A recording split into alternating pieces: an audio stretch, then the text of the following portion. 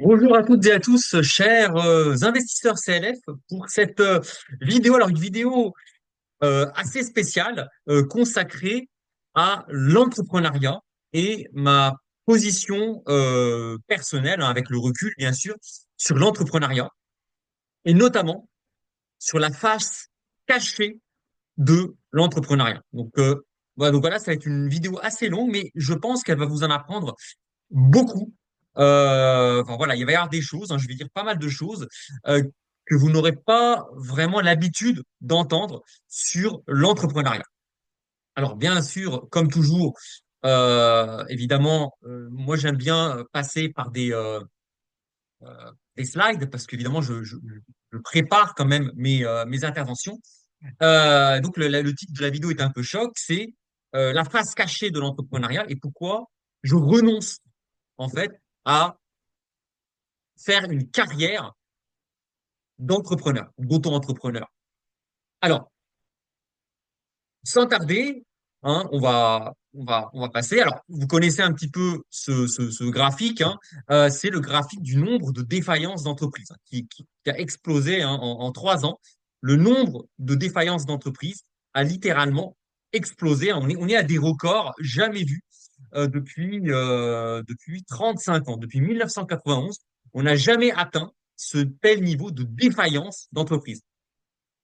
Alors, le but de cette vidéo, c'est pas de faire un scope macroéconomique, d'expliquer pourquoi il y a autant de défaillances d'entreprises. Vite fait, alors il y a eu déjà un rattrapage, puisque évidemment, pendant le Covid, il y a eu le quoi qu'il en coûte qui a empêché beaucoup d'entreprises de mettre la clé sous la porte. Et donc, du coup, bah, les défaillances, les faillites d'entreprises qu'on aurait dû avoir durant le confinement, bah, en fait, une grosse partie a été reportée après le confinement, après la fin des mesures du quoi qu'il en coûte. Donc, ce graphique est à relativiser. Néanmoins, on est quand même à des niveaux, en termes d'accélération du nombre de faillites, on est à des niveaux jamais vus depuis la crise du début des années 90 et depuis la crise des subprimes et la crise de la zone euro.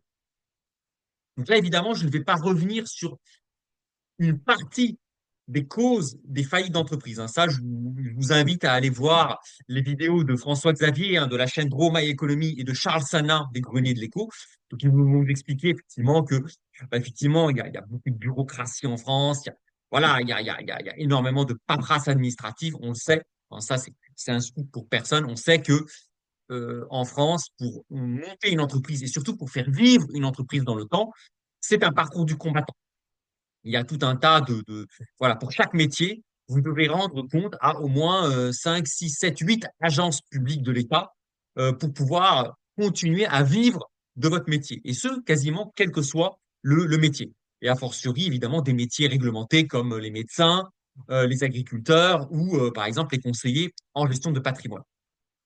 L'objectif de cette chaîne, en fait, c'est pas de vous faire une spécificité de l'économie française. On sait qu'en France, il y a des freins à l'entrepreneuriat et surtout à la viabilité des entreprises, parce qu'il y a beaucoup d'entreprises qui se créent en France, mais est-ce que ces entreprises qui se créent, est-ce qu'elles évoluent dans un environnement économique et administratif qui est viable?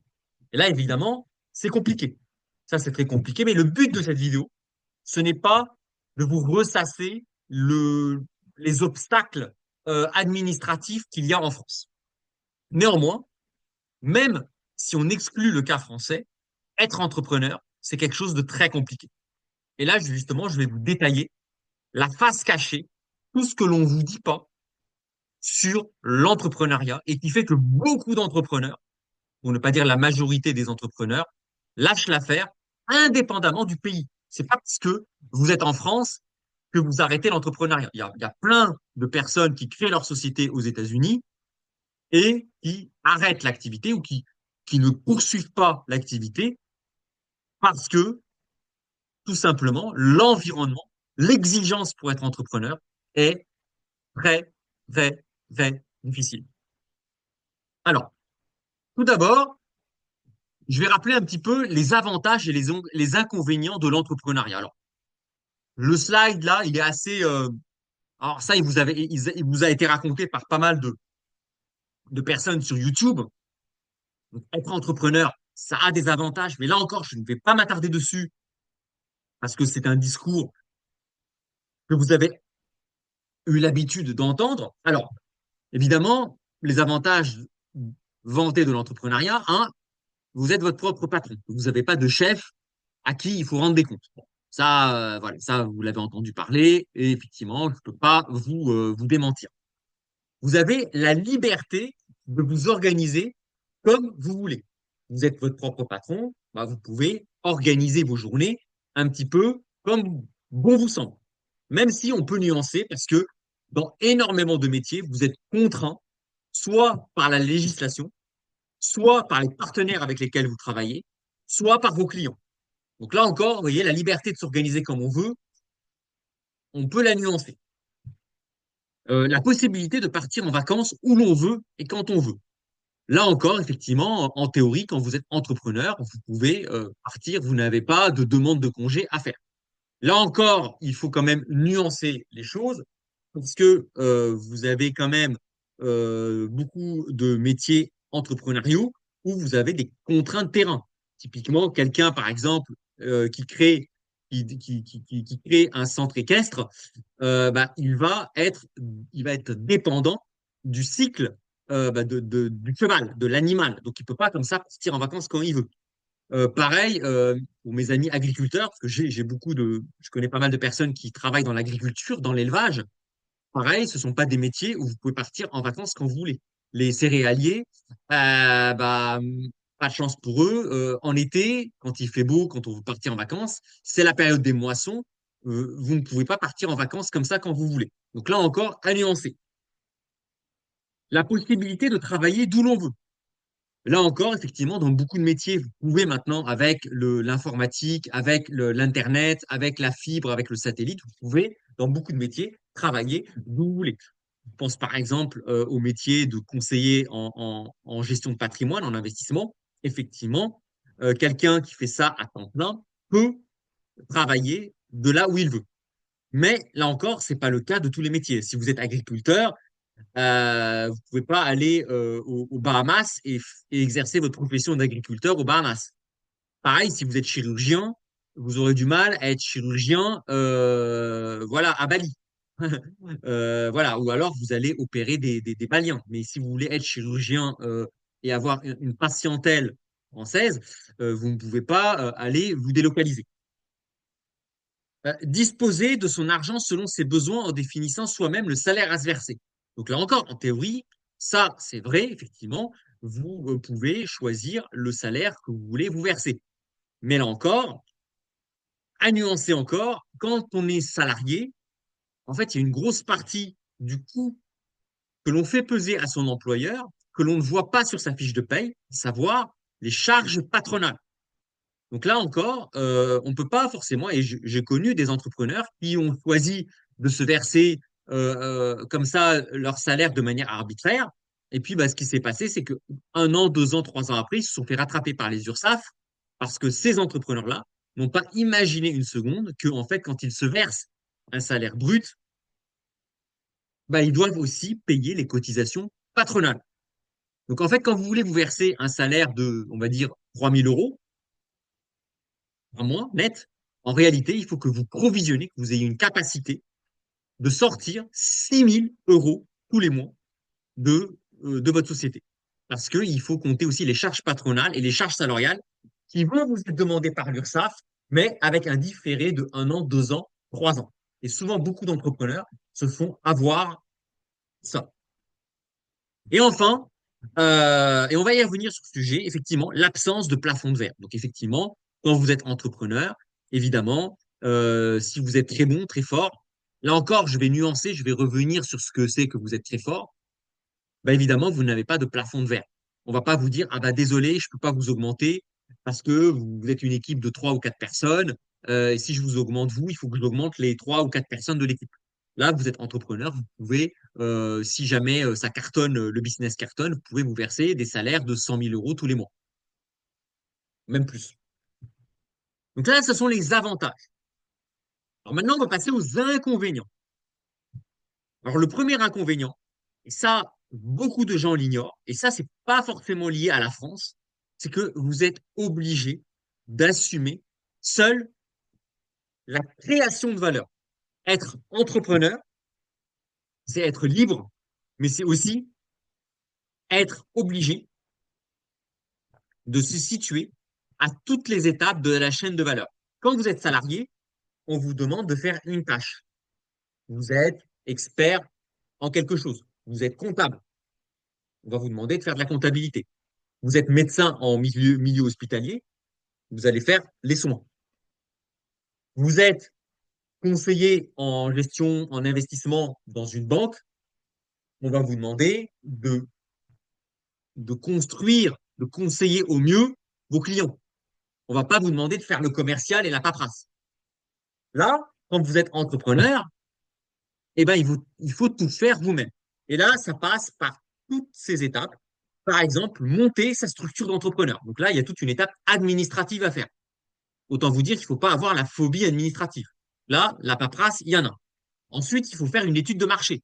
C'est bien beau de monter un business, mais il faut savoir est-ce que c'est un nouveau business? Et si ce business existe, il faut essayer déjà de voir où est-ce que l'on se situe par rapport à la concurrence. Et quand on trouve, par exemple, pour un restaurant, on veut monter un restaurant, quand on trouve un lieu remarquable, bah, il faut se poser la question pourquoi il n'y a pas eu une autre personne, un autre génie, qui n'a pas pensé à mettre son restaurant à l'endroit que vous convoitez.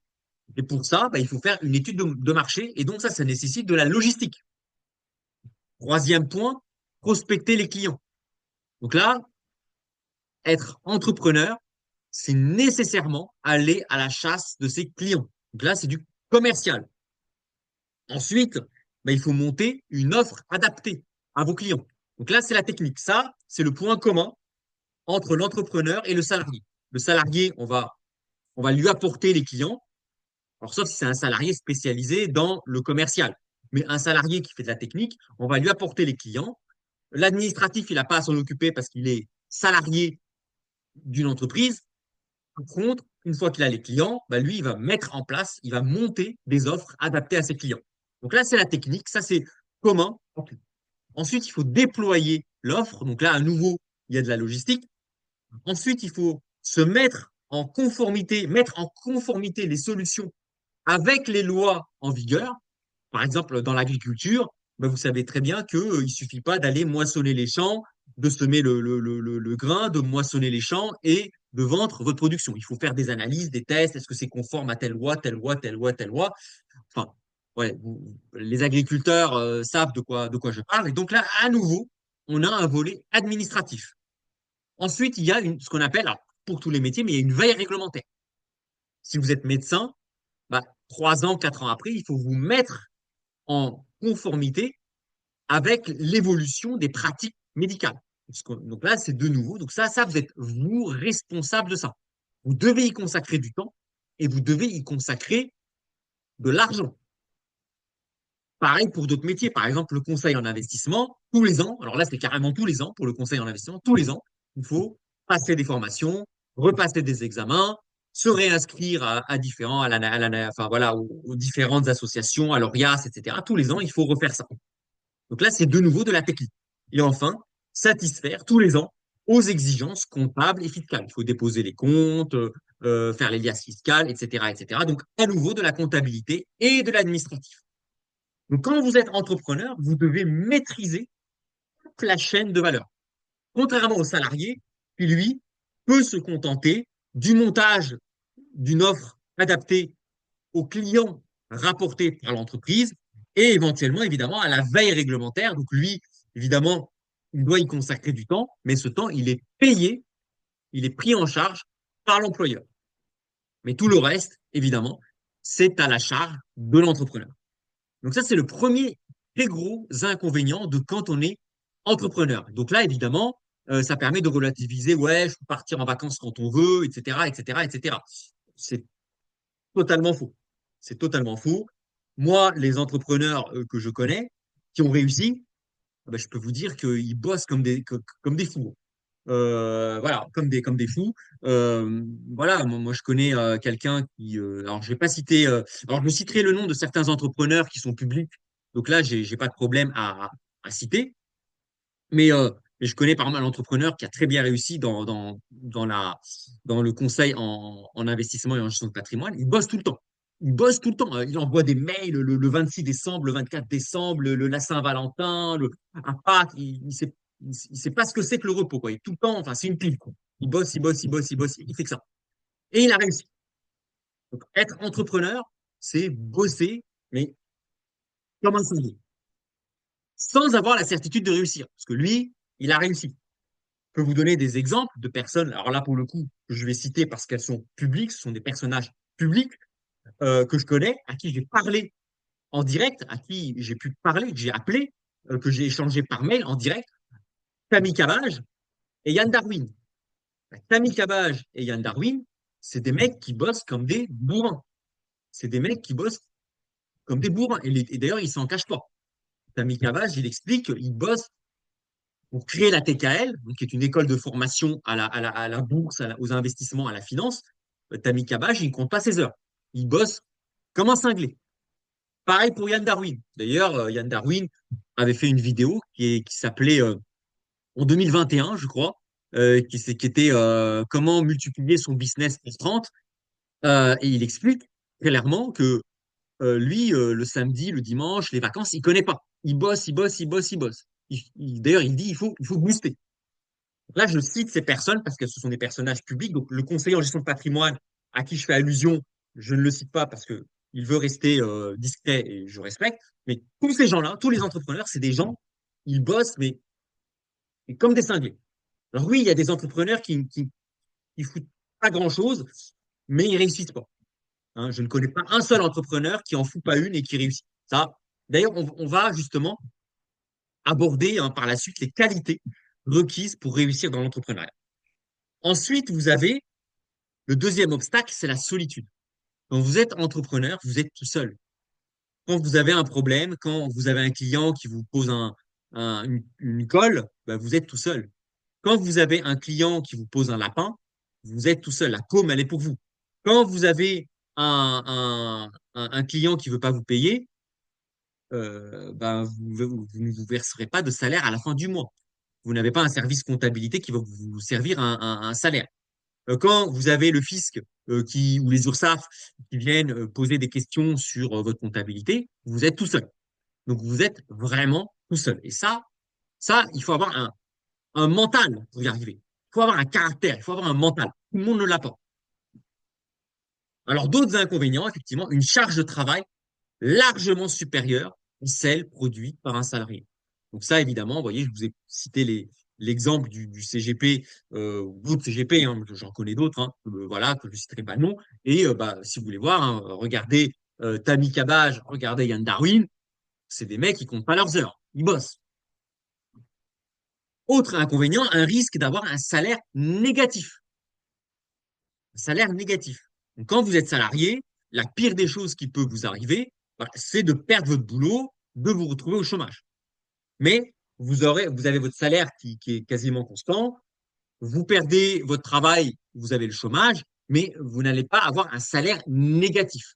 En tant qu'entrepreneur, en fait, le risque, c'est non seulement de ne pas pouvoir vous verser un salaire durant les périodes de vache maigre, sans toucher le chômage, mais parfois, en plus de ne pas pouvoir vous verser de salaire, vous devez puiser dans votre trésorerie personnelle pour pouvoir maintenir à flot votre entreprise. Moi, je connais bah, deux personnes aujourd'hui. Là encore, je ne cite pas les noms parce que ces personnes euh,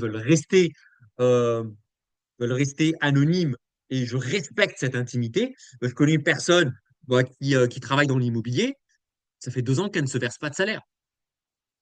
Pourtant, cette personne-là, elle est forte. Je peux vous dire que, putain, elle dépote, elle cartonne, elle bosse. Je peux vous dire, elle compte pas ses heures. Et niveau immobilier, elle s'y connaît. Et niveau commercial, elle est largement plus forte que moi. Largement. Et pourtant, bon, bah, vous savez, il y a une crise dans l'immobilier en ce moment, hein, c'est compliqué. Hein. Bah, ça fait 2 ans qu'elle ne se verse pas de salaire. Je vous cite un autre exemple. Ça, c'est une personne, un ancien professeur qui était très doué pour donner des cours particuliers. Et il a eu l'idée de monter une société pour finalement pour gérer des formateurs. Il s'est dit, bah, je suis formateur moi-même, j'enseigne à des élèves, bah, je vais recruter moi-même des professeurs en freelance ou en salarié et je vais monter ma structure. Puis il a fait ça, pareil, il comptait pas ses heures, il a bossé comme un malade. Au moment d'arriver à la retraite, il a un contrôle URSSAF. Et là, vous savez, les URSSAF, ils peuvent remonter à 10 ans. Les URSSAF, ils lui ont posé pas mal de questions, de comptabilité, de trucs. Mais bon, et quand je vous dis, quand vous êtes entrepreneur, vous êtes tout seul. En face de vous, les URSSAF, le fisc, c'est des pointures, les mecs. Les mecs, ils maîtrisent la fiscalité, ils maîtrisent la comptabilité. Donc, quand vous vous retrouvez face à des gens comme ça qui maîtrisent tout ça, que vous êtes tout seul, bah, lui, c'est ce qui lui est arrivé. Donc, il n'a pas pu répondre à toutes les questions que lui posaient les URSSAF et l'administration fiscale. Bah, qu'ont fait les URSSAF? Ils ont fait une étude de marché et ils lui ont dit, bah, monsieur, votre société, on a comparé le business model de votre société avec une autre société prise au hasard. Donc, forcément, ils ont pris une société 3 ou 4 fois plus grosse que la sienne. Ils ont dit, bah voilà, normalement, vous êtes censé générer tel chiffre d'affaires. Donc, vous êtes censé avoir payé telle cotisation sociale et patronale à vos salariés. Donc, il a eu un redressement fiscal et social de plusieurs centaines de milliers d'euros juste avant de partir à la retraite. Conclusion, il a dû se mettre en liquidation judiciaire, vendre tous ses actifs de la société et même vendre son patrimoine personnel, vendre sa propre maison pour rembourser le fisc. Aujourd'hui, il est à la retraite, il vit en location.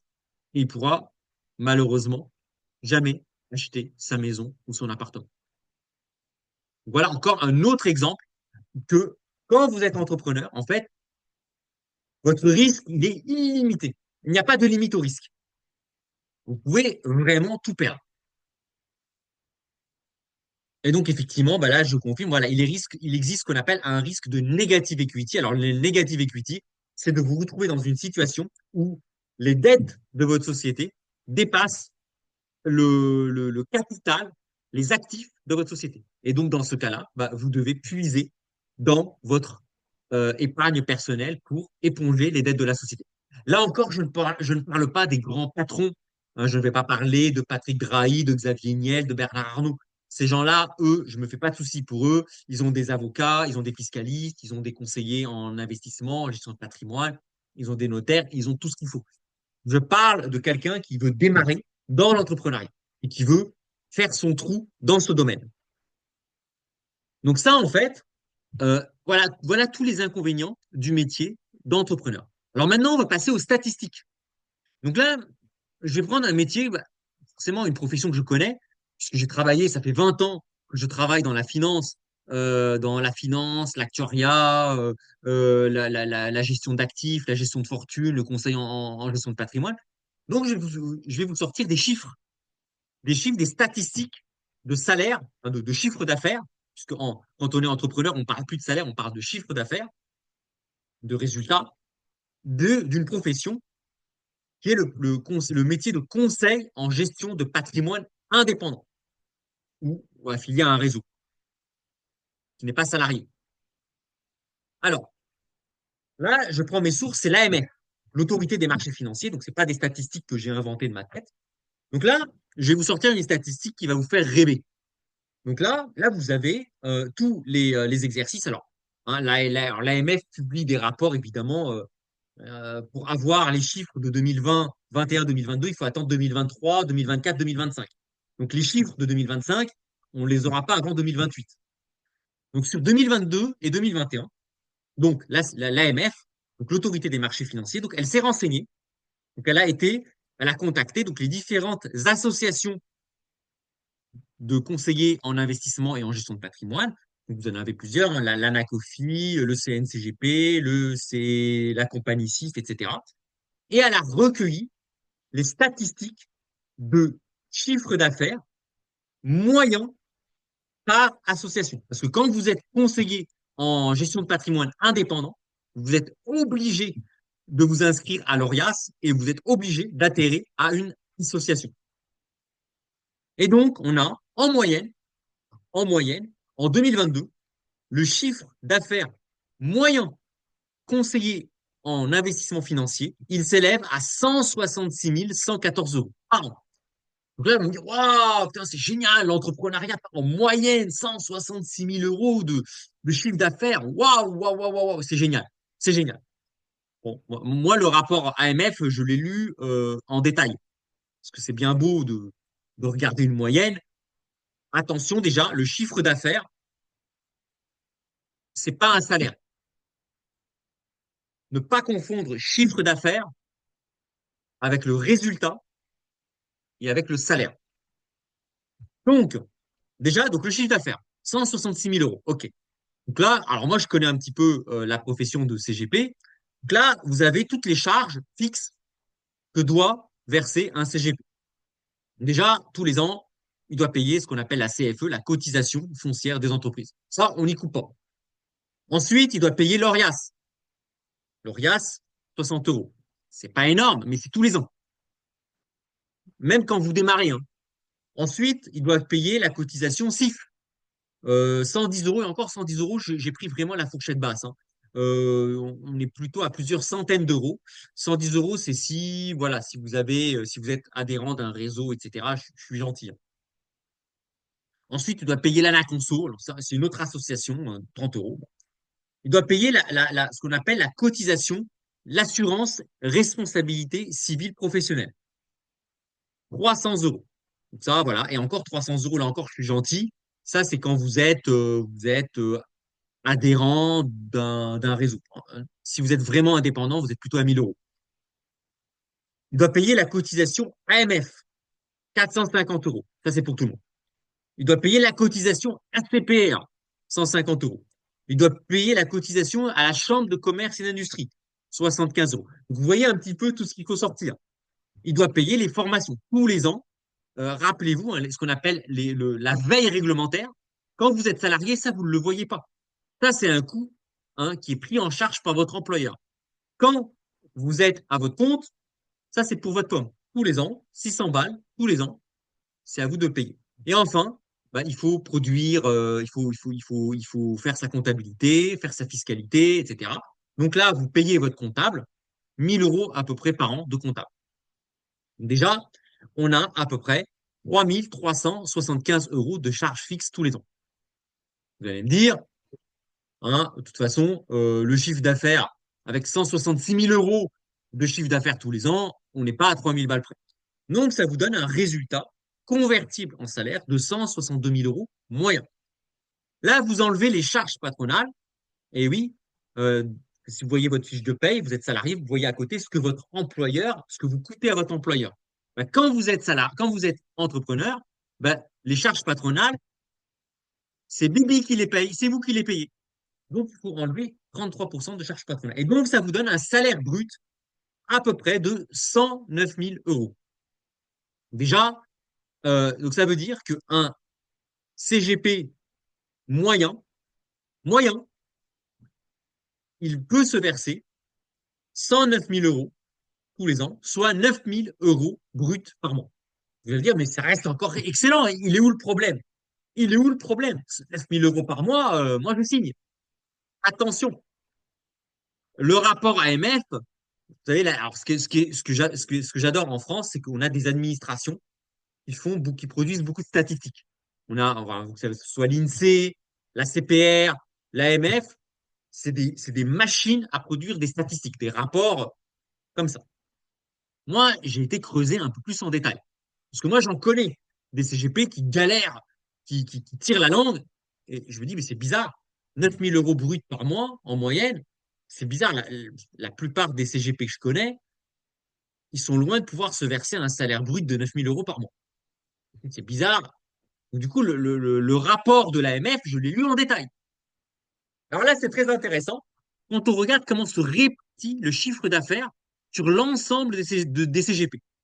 Donc, il y a à peu près, donc, les CGP, il y a à peu près 1 milliard. Les CGP en moyenne génèrent 1 milliard de chiffre d'affaires en France. 1 milliard qui est affiché par l'AMF, hein. Voilà, je me base sur les chiffres que j'ai. Bon. Alors là, ce qui est très intéressant, sur le milliard d'euros de chiffre d'affaires généré par les conseillers en gestion de patrimoine indépendants, donc évidemment, je ne parle pas des banques, des assureurs, vous avez 330 millions d'euros qui est capté par. Non, pardon. Vous avez 500 millions, la moitié, qui est capté par les 50 meilleurs CGP de France. Il y a à peu près 5000 CGP en France. Sur les 5000 CGP en France, vous en avez 50, 1%, qui captent à eux seuls 500 millions d'euros.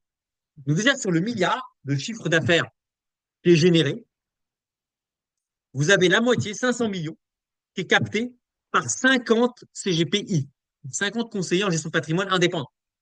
Ça veut dire que les 4950 autres doivent se partager les 500 millions de chiffre d'affaires restants. Ensuite, c'est pas fini, vous avez 33% du chiffre d'affaires qui est accaparé par les 500 plus gros conseillers en gestion de patrimoine et d'investissement. 33%. Ça veut dire quoi? Ça veut dire quoi? Ça veut dire que sur les 5200 CGPI qui existent en France, vous en avez 4750, 90%, qui doivent se partager les 17% du gâteau. C'est-à-dire que sur le milliard d'euros générés par les CGPI, vous en avez 170 millions qui sont générés par 90% des CGPI en France.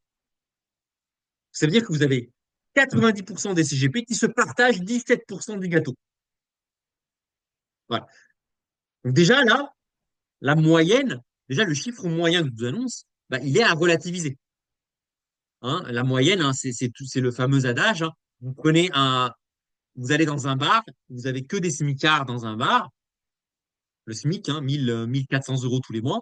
Vous avez Bernard Arnault ou Mbappé qui rentrent dans le bar.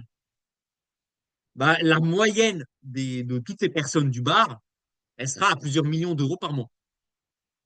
Parce que vous avez Mbappé qui va gagner peut-être 40 millions d'euros par mois, puis vous avez peut-être 20 smicards. Vous faites la moyenne de tout ça, ça fait une moyenne de peut-être 2 millions d'euros par mois. Demandez à tous les smicards hors Mbappé s'ils sont d'accord avec le fait que le salaire moyen des personnes qui sont dans ce bar se situe à 2 millions d'euros par mois. Alors, sans rentrer dans ces extrêmes, hein, on sait que le football, alors là, pour le coup, c'est l'extrême de chez l'extrême. Mais le métier de CGP, on n'est pas très très loin du football. Et donc, du coup, en fait, quand on fait le calcul, quand on prend 170 millions d'euros et qu'on divise par 5002, le nombre de conseillers, bah, en réalité, le chiffre d'affaires théorique, si on enlève les 50 plus gros cabinets, enfin les 50 plus gros conseillers, bah, en fait, on tombe à un CA moyen, moyen de 36 700 euros par an. Un chiffre d'affaires de 36 000 euros par an, déjà, ça fait beaucoup moins rêver. On n'est pas à 166 000 euros, on est à 36 000 euros. Et quand on creuse encore plus loin, parce que l'AMF, il ne donne pas que la moyenne, il donne aussi la médiane. Et là, regardez, la médiane, alors là, là, chapeau l'artiste. Alors, regardez un petit peu. Donc, vous avez le chiffre d'affaires annuel moyen qui est de 166 000 euros par indépendant, conseiller en gestion de patrimoine, cabinet de CGP. Alors, sachant que la plupart des cabinets de CGP, c'est une personne. Alors, quand on regarde la médiane, regardez la médiane, elle est à 16 966 euros. Alors, c'est quoi la médiane? La médiane, c'est le chiffre qui sépare la moitié de la population gagne le moins, avec la moitié de la population gagne le plus. Et donc, le chiffre d'affaires médian que gagne un CGP, il est de 16 966 euros par an.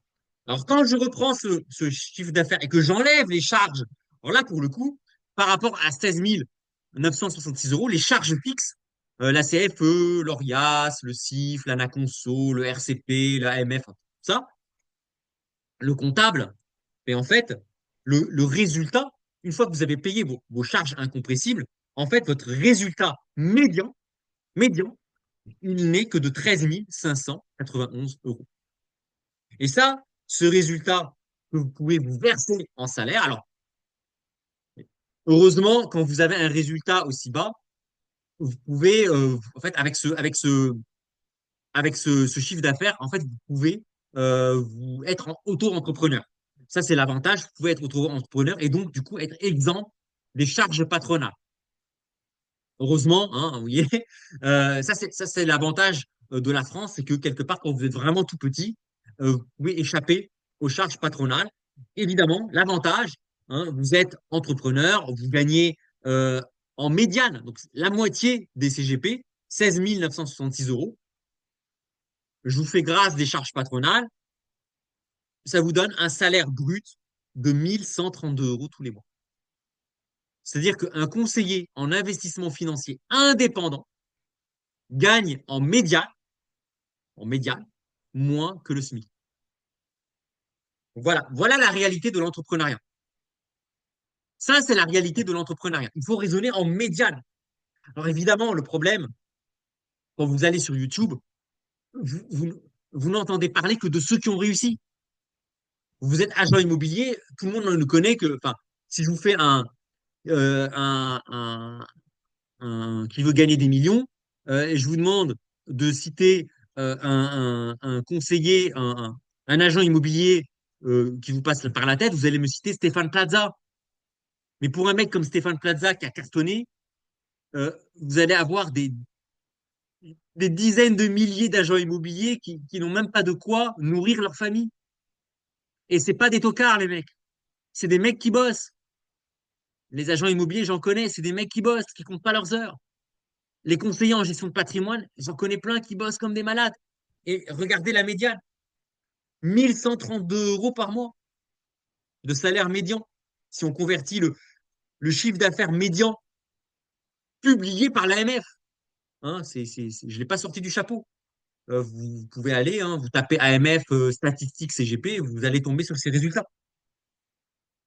Donc, tout ça pour vous dire que derrière les quelques personnes qui ont réussi, qui vont afficher leur Ferrari, leur Porsche, leur, euh, leur hôtel particulier à Paris, leur, euh, leur pied à Dubaï. Et vous avez des centaines de milliers de personnes qui, malheureusement, ne vivent pas, ne peuvent même pas se nourrir. Voilà. Alors maintenant, j'ai été un peu plus loin. Bon, je sors du métier de conseiller en investissement que je connais pour prendre un petit peu de hauteur et regarder un petit peu. Peut-être que le métier de CGP, c'est une exception, peut-être. Hein. Peut-être que, voilà, pas de peau. Les gens qui ont choisi d'être CGP, peu de chance, ils ont choisi le métier pénible. Bah, alors là, c'est pareil. Donc là, j'ai pris, alors, l'INSEE, parce qu'évidemment, l'AMF ne va pas publier les salaires de toutes les catégories socio-professionnelles. L'AMF est spécialisée dans le suivi des conseillers en gestion de patrimoine. L'AMF ne va pas donner le salaire moyen, le chiffre d'affaires moyen d'un médecin. Donc là, je vous ai fait la répétition du chiffre d'affaires. Alors ça, c'est l'INSEE, hein, tout ça, c'est les sources de l'INSEE, par âge, par taille d'entreprise, secteur d'activité. Et là, regardez, le salaire annuel moyen que peut se verser un entrepreneur. Attention, je parle de moyenne, je ne parle pas de médiane, je parle de moyenne. C'est-à-dire que là-dedans, vous voyez, 50 salariés. Plus, j'inclus Bernard Arnault, j'inclus Pinot, j'inclus vraiment les, les- les gros entrepreneurs. Eh ben, le salaire net moyen après charge et avant impôt d'un entrepreneur en France, il est de 48 000 euros, en peine 4 000 euros net par mois. C'est une moyenne. C'est une moyenne. Quand on creuse un peu dans les statistiques de l'INSEE, quand on regarde un petit peu, voilà, le syndicat national des petites et moyennes entreprises, donc voilà, 20% des dirigeants, des entrepreneurs, gagnent moins que le SMIC. Sachant que dans les entrepreneurs, vous avez des professions comme des médecins qui, quelque part, en général, n'ont pas tout le, tout le volet commercial à faire. Parce que ce qui plombe la plupart des entrepreneurs, ben, vous avez deux choses, en fait, qui plombent le business d'un entrepreneur. Vous avez l'administratif et vous avez le commercial. En général, quand vous êtes entrepreneur, vous êtes technique. Vous êtes, vous êtes expert sur les marchés. Vous êtes expert dans l'immobilier. Vous êtes expert en cuisine, en restauration. Vous êtes expert médecin, médical, chirurgien. Mais vous n'êtes pas forcément commercial. Or, quand vous êtes entrepreneur, vous devez faire le commercial. Et en fait, quand on creuse en détail, donc, alors que les sujets des augmentations, du partage de la valeur font débat, etc., etc., 20% des dirigeants d'entreprises gagnent moins que le SMIC. Un constat d'autant plus fort que les dirigeants des petites entités n'emploient pas de salariés. Donc, autre fourchette de rémunération, 31% des dirigeants disent percevoir une rémunération comprise entre 1400 et 2600 euros par mois. 25% entre 2600 et 4000 euros. Et seulement un quart des entrepreneurs perçoivent une rémunération moyenne mensuelle de plus de 4000 euros par mois. Un quart, 25%. Et le salaire médian des chefs d'entreprise en France, il est de 2600 euros par mois. 2600 euros par mois de salaire médian. Quand on voit toutes les contraintes, le commercial, la paperasse administrative, la fiscalité, le comptable, le bordel, pour au final avoir un salaire médian de 2600 euros par mois. Le salaire médian en France, d'un salarié en France, il est peut-être de 2100 euros par mois. Donc tout ça, finalement, pour que, en médiane, vous gagnez seulement 500 euros de plus qu'un salarié moyen en France. Et seulement 25% des entrepreneurs, toutes professions confondues, gagnent plus de 4000 euros par mois. 25%. Le trois quarts des entrepreneurs ne gagnent pas 4000 euros par mois. Quand vous gagnez en tant qu'entrepreneur 4000 euros par mois, vous êtes riche. Donc, elle est là la réalité de l'entrepreneuriat. Du chef d'entreprise, c'est le patron, le boss, le patron, là, le méchant patron. En réalité, la moitié d'entre eux gagnent même pas 2600 euros par mois. C'est, aujourd'hui, quelqu'un qui est ingénieur, qui sort de l'école, bah, il peut gagner plus que 2600 euros par mois. Il sort de l'école, il connaît rien. Vous sortez de l'école, vous connaissez rien. Vous débarquez dans l'entreprise, vous avez tout à apprendre. Vous pouvez gagner plus que 2600 euros par mois. Vous êtes entrepreneur, vous faites chier à monter votre boîte, à faire la paperasse administrative, à aller chercher vos clients avec les dents. Hein, vous savez, M. Sarkozy qui disait qu'il allait chercher la croissance avec les dents, bah, vous allez chercher vos clients avec les dents. Vous faites un bilan comptable, etc. C'est propre, c'est net, vous n'avez pas de redressement fiscal, vous êtes carré et tout. À la fin, vous êtes à 2600 euros par mois. Voilà. Donc voilà un petit peu la réalité des entrepreneurs en France, mais je dirais même partout dans le monde. Pas croire que à Dubaï ou aux États-Unis, les entrepreneurs, il n'y a qu'à créer sa société et ça roule tout seul. Non. Dans l'entrepreneuriat, vous avez un billet du survivant. C'est-à-dire que les entrepreneurs, pour un, deux, trois entrepreneurs, vous allez voir se gosser sur YouTube, ben vous allez en avoir des dizaines de milliers qui, entre guillemets, crèvent la faim, crèvent de faim. Que vous soyez en France, en Thaïlande, à Dubaï, à Washington, n'importe où. Alors oui, c'est vrai qu'en France, vous allez avoir une lourdeur administrative qui va aggraver les choses, bien sûr. Mais toujours est-il que le fait d'être en France et de ne pas réussir en tant qu'entrepreneur, c'est un faux prétexte. Et là, maintenant, justement, on va passer aux qualités requises pour réussir dans l'entrepreneuriat. Alors, moi, j'en ai fréquenté des entrepreneurs.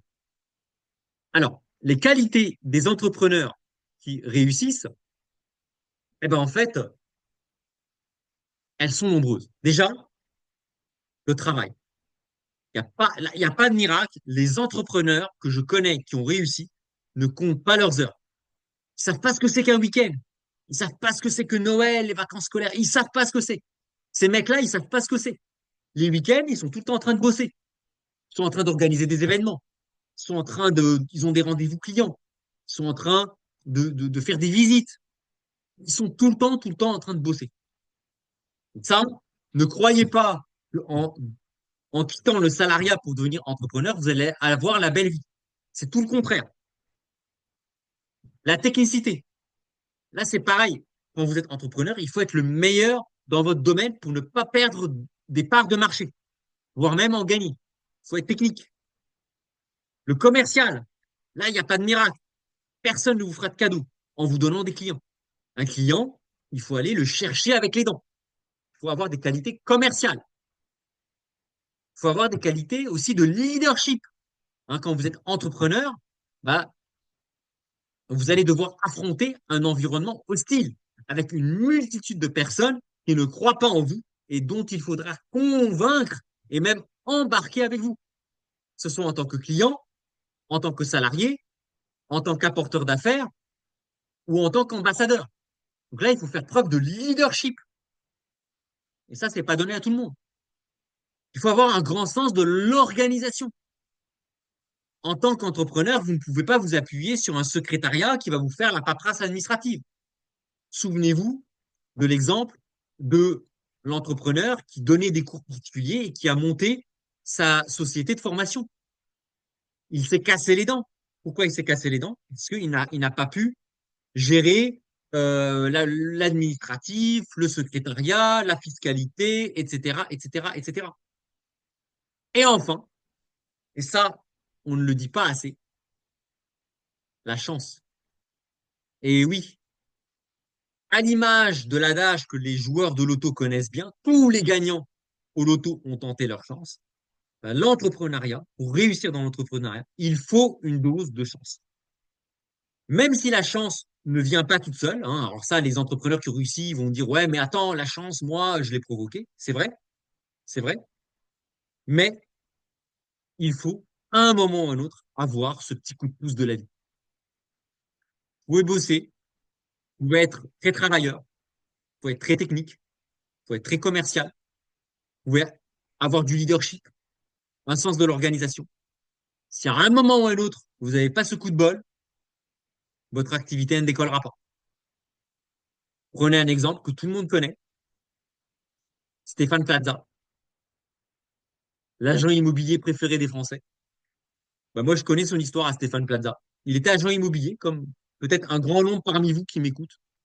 Et en fait, parmi ses clients, parmi euh, les acheteurs, hein, parmi ses acheteurs, il y a un mec qui a acheté une maison qu'il avait avant.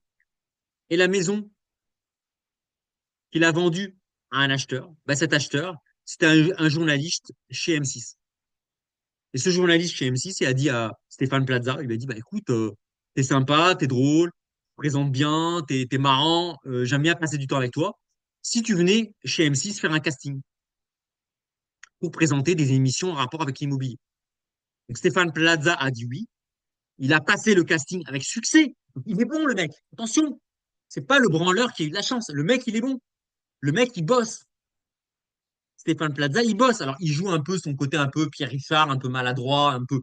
Mais le mec, il bosse. Il bosse.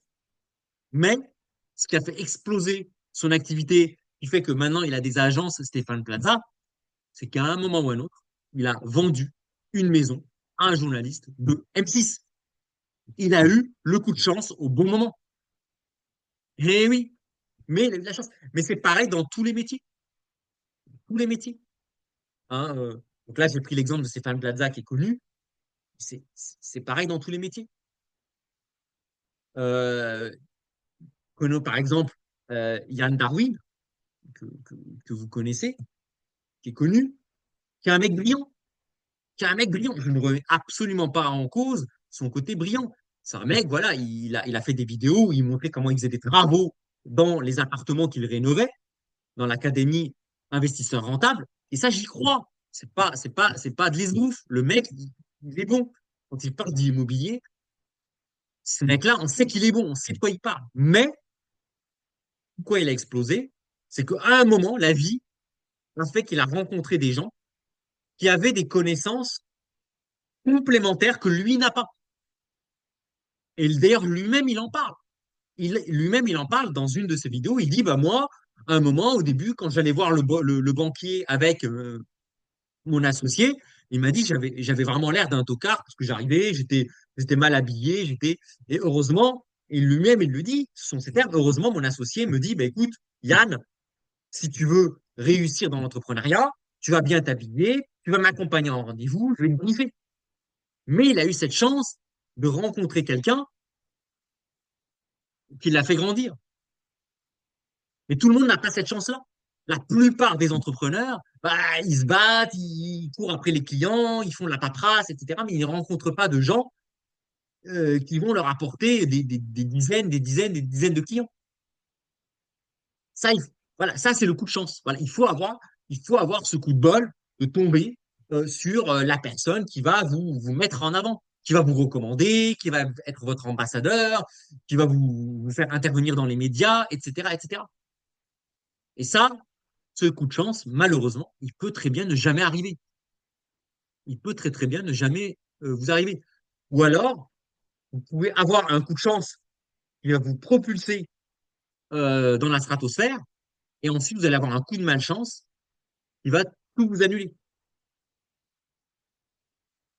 Donc, une fois qu'on a dit ça, alors là, j'ai fait ma propre analyse de la situation. Donc là, j'ai pris les différentes qualités et j'ai mis une note, en fait, pour être entrepreneur.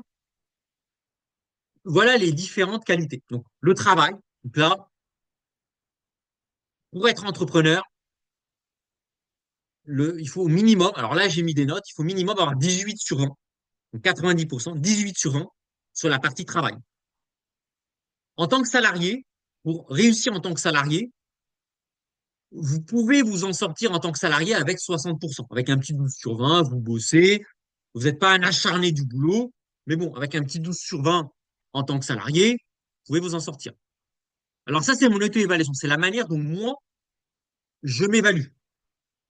Donc moi, effectivement, bah, tous les gens que me connaissent, hein, j'ai une très grosse puissance de travail. Je bosse beaucoup. Ça, là-dessus, je, je peux me donner un 16 sur 20 sur la partie travail, puissance de travail. Ensuite, vous avez la technique. Là, quand vous êtes entrepreneur, il faut, il faut 17 sur 20 en technique. Il faut maîtriser la technique. Il n'y a pas de mystère. Quand vous êtes salarié, pareil. Quand vous êtes salarié, je ne sais pas si vous êtes actuaire, je connais bien l'actuariat. Ah, c'est difficile d'être actuaire et de pas savoir ce que c'est qu'une provision mathématique, ou ce que c'est qu'une provision pour sinistre impayé, ou ce que c'est qu'un fonds euro. Donc, en actuaire, donc il faut maîtriser la technique de ce dont pourquoi on bosse, que ce soit en tant que salarié ou qu'entrepreneur. Donc, moi, effectivement, je suis connu pour être un très bon technicien. Ça, c'est ce que les gens disent de moi. Je suis entre guillemets un techos, quoi. Hein, ça là-dessus, voilà, j'ai pas peur. Voilà, je suis très bon technicien. Ensuite, il y a le sens politique. Alors ça, c'est la grosse différence entre l'entrepreneuriat et le salariat. Alors là, pour le coup, pour être entrepreneur, là, on vous demande pas d'avoir le sens politique. Ça, vous vous en foutez. Hein. Regardez Yann Darwin, Tammy Cavage, la manière dont ils parlent, ils en ont rien à faire de plaire à telle ou telle ou telle personne. Ils peuvent parler librement. On leur demande pas d'être politique. Là, pour le coup, pour réussir dans le salariat, il faut être capable de s'intégrer dans une organisation, être capable de se plier en quatre pour faire corps avec l'équipe dans laquelle on évolue. Donc ça, là-dessus, je ne suis pas mauvais. Je pense que je ne suis pas mauvais. Enfin, en tout cas, partout où je suis passé, je suis capable de m'intégrer, de faire corps avec l'équipe dans laquelle j'évolue. Alors maintenant, on va passer aux choses moins agréables. Le commercial. Là, clairement, pour réussir en tant qu'entrepreneur, il faut 17 sur 20, 85% dans le commercial. Et c'est là où le bas blesse, hein, pour moi. Pour moi, bah moi, je suis qu'à 25%. Pour réussir en tant que salarié, bah voilà, un 4 sur 20, 20% c'est 4 sur 20, un 4 sur 20, ça suffit pour réussir en tant que salarié. Donc vous êtes salarié, sauf si vous êtes salarié commercial, on vous demande pas entre guillemets, de faire le beau devant les clients. On vous demande d'être technique, d'être bon dans ce que vous faites, d'être présentable, mais on va pas vous demander de d'être commercial. Et c'est là, en fait, où finalement, pour moi, et beaucoup d'entrepreneurs échouent à cause de ça, parce que la plupart des entrepreneurs ne sont pas commerciaux. Un médecin, il n'est pas commercial. Un agriculteur, il n'est pas commercial. Un conseiller en investissement, à la base, il n'est pas commercial. Il est technique, mais il n'est pas commercial. Quand il bosse pour une banque, on ne va pas lui demander de faire le commercial. On va lui demander, par contre, de proposer les meilleures solutions à ses clients. On ne va pas lui demander d'aller courir le chaland. Hein. Bah là, évidemment, c'est ce qui explique pourquoi la médiane, le salaire médian des entrepreneurs est très bas. C'est évidemment sur la partie commerciale. Alors moi, évidemment, je pêche là-dessus, mais la plupart des personnes qui galèrent sur la partie entrepreneuriat, c'est à cause du commercial. Vraiment, voilà. Donc, un salarié en moyenne, le salarié, si on devait lui faire passer un test pour tester ses compétences commerciales et relationnelles, ben, un salarié en moyenne, il aurait la note de 4 sur 20. Bon, moi, je fais pas beaucoup mieux. Euh, D'ailleurs, vous voyez cette chaîne, hein, ça fait 3 ans que j'ai une chaîne YouTube. Bon, j'arrive jamais à faire plus de 100 vues. Ah, de temps en temps, je fais 200 vues, ce qui est très faible. Ce qui est très très faible. Regardez Yann Darwin, regardez Tammy Cabage, regardez Charles Sana, regardez, regardez Charles Gave, Olivier Delamarche, ils ont des dizaines de milliers de vues quand ils font des vidéos. Moi, voilà, moi je suis à 100 vues, 200 vues, bon, voilà, je perce pas. Et puis certains qui sont pas très commerciaux arrivent à percer. Je pense notamment à quelqu'un que j'admire, qui est Philippe Fabry. Philippe Fabry, il fait 4000, 5000 vues. Donc on est très très loin de Yann Darwin et de Tammy Cavage, mais Philippe Fabry, il a derrière un staff. Il a derrière Léo Portal, lui est un spécialiste dans l'édition. Il a un éditeur lui, qui administre ses vidéos. Il peut se décharger de la partie commerciale parce qu'il a un éditeur qui fait le commercial pour lui. Et malgré tout, Philippe Fabry ne peut pas vivre de son activité. C'est un passionné d'historionomie. Ce mec-là, franchement, c'est un génie dans son domaine. Ce mec-là, moi, je vous encourage à aller voir ses vidéos. Philippe Fabry, donc, il fait vraiment de très, très belles vidéos, qui a prévu la guerre en Ukraine des mois et des mois avant le déclenchement, qui a prévu la crise politique en France depuis des années. Philippe Fabry avait prévu qu'il y aurait une grosse crise politique en France. C'est quelqu'un qui est très doué, mais lui-même le dit, il ne peut pas vivre de son activité. Il est salarié à côté, il est avocat. Donc là, je le dis parce que c'est public. Hein. Voilà, c'est pour ça que je le cite. Voilà. Et il ne peut pas vivre de son activité. Alors qu'il a quand même un partenaire, Léo Portal, en fait, qui assure l'après-vente, le service après-vente qui assure le côté commercial. Et malgré tout, il ne peut pas en vivre. Donc effectivement, donc commercial, 85% pour réussir dans l'entrepreneuriat, hein, sinon vous oubliez. Euh, pour être salarié, bon bah voilà, on vous demande d'être normal, hein, d'avoir un relationnel correct, voilà, évidemment si vous êtes salarié et que vous vous mettez l'équipe à dos parce que vous n'avez aucun relationnel, ça va pas. 20%. Bon, moi je suis à 5%. Donc je suis très en dessous de 10 sur 20, mais je suis dans la moyenne des salariés. Ensuite, le leadership. Là encore, ça fait très très mal. Euh, pour réussir dans l'entrepreneuriat, il faut être un leader. Si vous êtes un suiveur, oubliez l'entrepreneuriat. Ça ne marchera pas. Pour être un entrepreneur, il faut être un leader. Il faut être un leader. Que vous embarquez des gens derrière vous. Il faut avoir du charisme. Il faut avoir du charisme. Et ça, c'est pas donné à tout le monde, encore une fois. Prenez par exemple Philippe Fabry. Philippe Fabry, il a beaucoup de charisme. Quand il fait ses vidéos, il a du charisme. Il est technique, il a du charisme. C'est pour cela d'ailleurs que Léo Portal a accepté de suivre Philippe Fabry dans la promotion de l'historionomie. Il faut du charisme. Donc, effectivement, il faut avoir une note de 75% dans le leadership. Là encore, hein, quand vous êtes salarié, on ne vous demande pas d'être leader. Alors, sauf si vous aspirez à devenir directeur, évidemment, si vous aspirez à devenir directeur d'un service, directeur des risques, directeur des investissements, là, oui, il faut un peu plus que 20%, 4 sur 20. Mais à part ça, si vous voulez être, on va dire, manager intermédiaire, collaborateur, comme j'ai pu faire dans le passé, bah, un 4 sur 20, ça suffit. 20%, ça suffit. 4 sur 20, ça suffit. Ou moi, voilà, moi c'est la note que je m'attribue. Voilà, je suis dans la moyenne des salariés. Voilà, j'ai 5 sur 20. J'ai pas la prétention d'être un grand leader charismatique, hein.